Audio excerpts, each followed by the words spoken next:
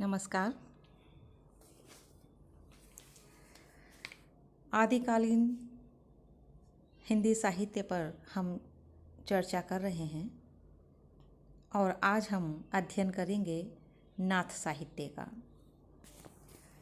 बच्चों, सिद्ध और नाथ साहित्य आदिकाल की बहुत ही महत्वपूर्ण धाती है, साहित्य है, जिसका अध्ययन किए बिना आदिकालीन साहित्य के इतिहास को समझना मुश्किल है। तो इसीलिए हमने अपने पूर्व व्याख्यान में सिद्ध साहित्य पर बात की थी और आज हम बात कर रहे हैं नाथ साहित्य पर। नाथपंथी साहित्य बच्चों सहज सिद्ध और शैव दर्शन पर आधारित माना गया है। हालांकि इतिहास में इस पंथ का स्वरूप स्पष्ट रूप से विवेचित नहीं है, लेकिन इसके विकास के लिए जनश्रुतियों का सहारा लिया गया है। योग मूलक नाथ साधु कहे जाते थे।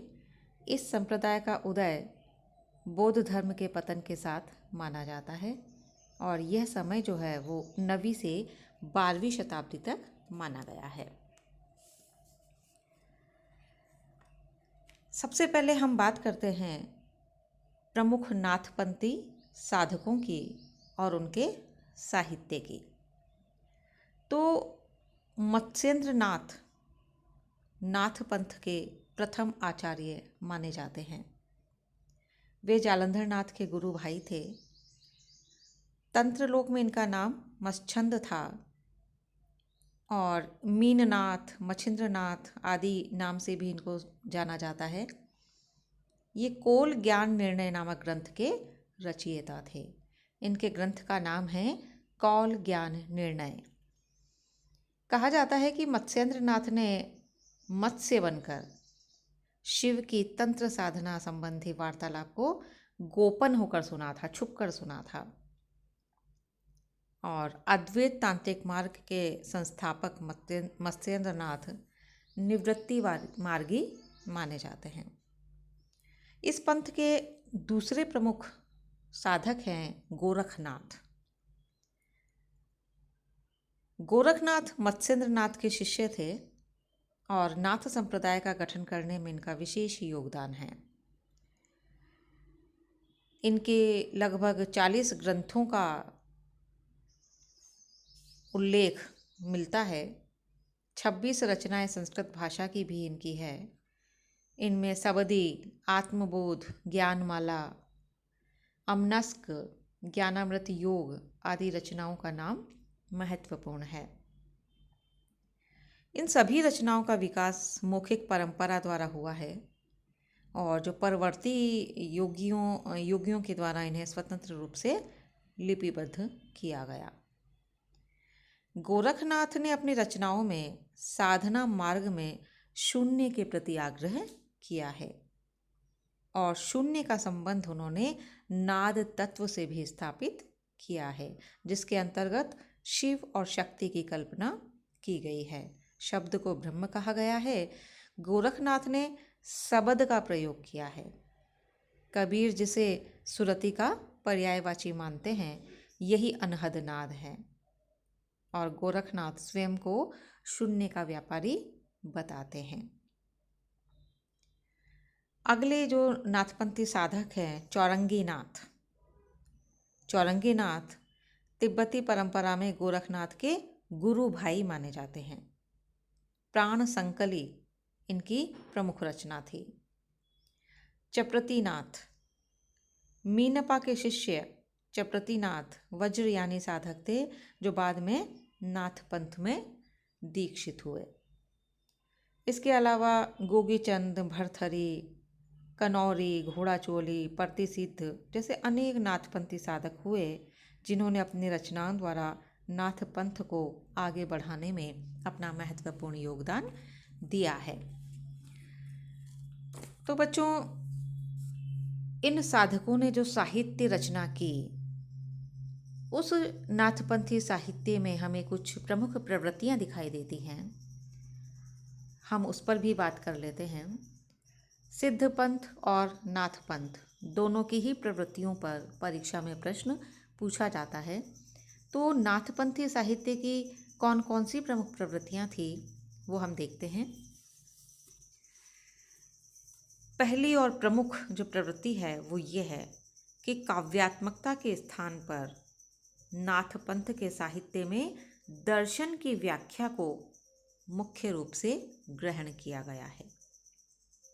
दूसरी, नाथपंथ पर समकालीन सिद्ध साहित्य और योग साधना का प्रभाव भी हमें दिखाई देता है और इसके साथ ही कापालिक साधना के तत्व भी यहाँ तहाँ मिल जाते हैं। तीसरी जो प्रवृत्ति है नाथपंथ की वो ये कि नाथपंथ का आंतरिक तत्व शिव दर्शन के प्रभाव से बना हुआ है। शिव और शक्ति के 3 स्वरूप चित्त, माया और जीव का अभिन्न तत्व नाथ साधना में दिखाई देता है। चौथी विशेषता या प्रवृत्ति नाथपंथ की कि नाथपंथ में शून्य साधना की भावना को सर्वोपरि महत्व दिया गया है। नाद से शून्य का संबंध स्थापित किया गया है जिसकी प्रेरणा हठ योग से मिली है। नाद से ही सृष्टि का प्रस्फुटन माना गया है, उसी से सृष्टि की सर्जना हुई ऐसा माना जाता है और इसी में सृष्टि लय होती है। तो इस प्रकार शून्य परम तत्व, परम ज्ञान और परम स्वभाव भी है और इसीलिए वो अपने आप में संपूर्ण माना जा सकता है। सिद्ध संप्रदाय के समान ही नाथपंथ में भी शब्द या नाद का जो रहस्य उद्घाटन करता है वो प्रमुख व्यक्ति है गुरु। गुरु वचनों के द्वारा ही ये संभव माना गया है। अतः हम कह सकते हैं कि नाथपंथ में भी गुरु की महत्ता को स्थापित किया गया है। छठी प्रवृत्ति नाथ संप्रदाय निवृत्ति मूलक है।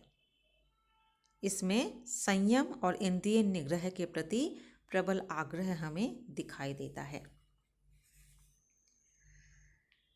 सातवीं प्रवृत्ति देखिए, नाथ साधकों की रचनाओं में नारी से दूर रहने और उसे त्याग कर जीवन जीने की भावना प्रबल है। इतना ही नहीं बल्कि नारी के प्रति एक तरह से घृणा और उपेक्षा का भाव भी हमें दिखाई देता है। साधकों ने नारी को सप्तऋणी, बाघिनी इत्यादि कहकर संबोधित किया है।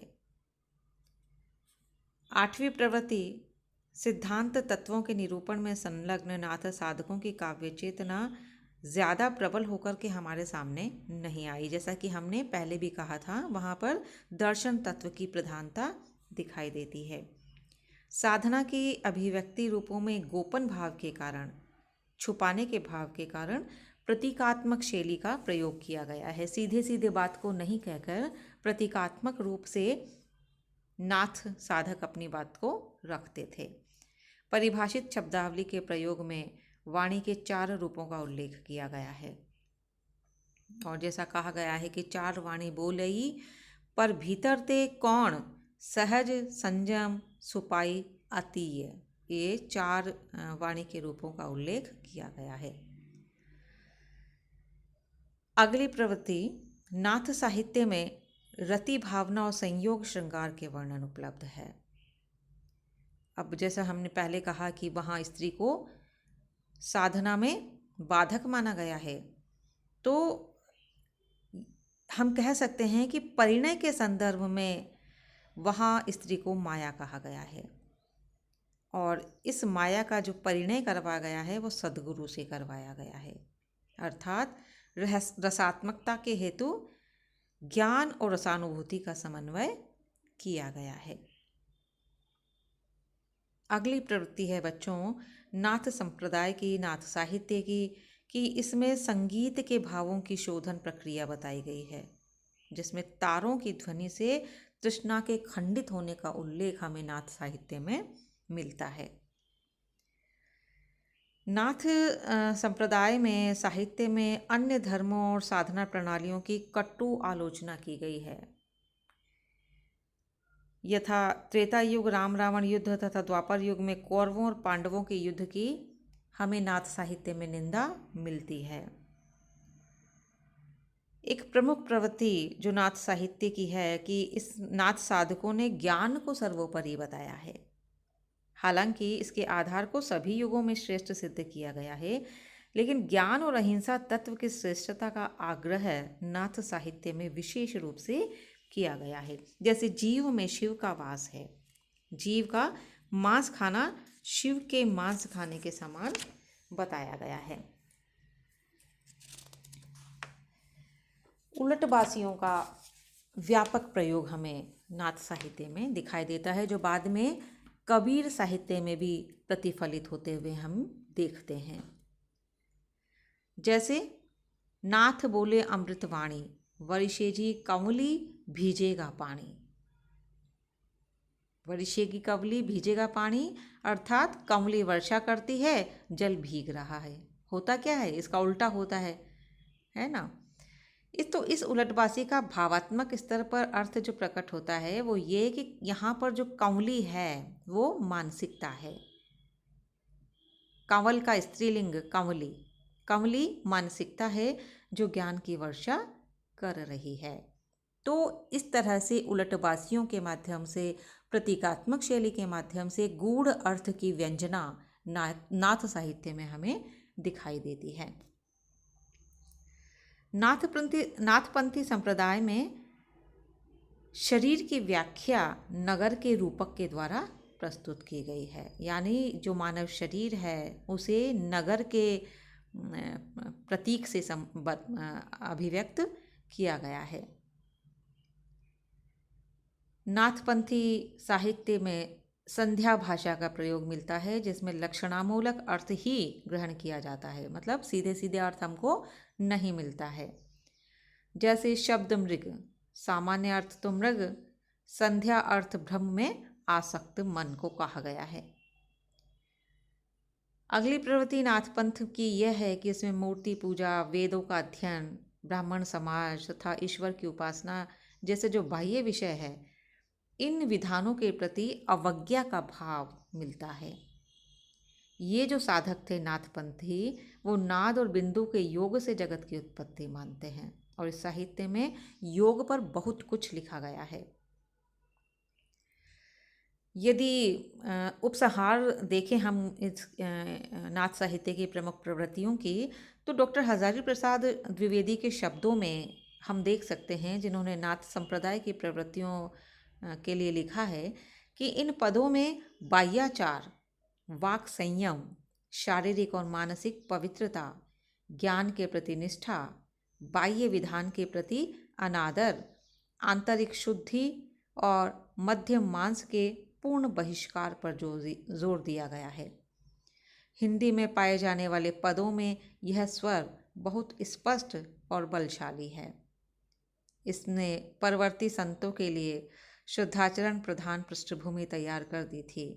जिन संत साधकों की रचनाओं से हिंदी साहित्य गौरवान्वित है, तो बच्चों उन्हें बहुत कुछ बनी बनाई भूमि मिली थी, और ये भूमि बनाई थी सिद्ध साहित्य ने, नाथ साहित्य ने, जिनके आधार पर परवर्ती जो संत थे, संत कवि थे, जितने भी संत कवि हुए हैं, उन चाहे वो कबीर हो, रैदास हो, उन सभी ने अपनी जो प्रेरणा है वो इसी साहित्य से ग्रहण की थी। धन्यवाद।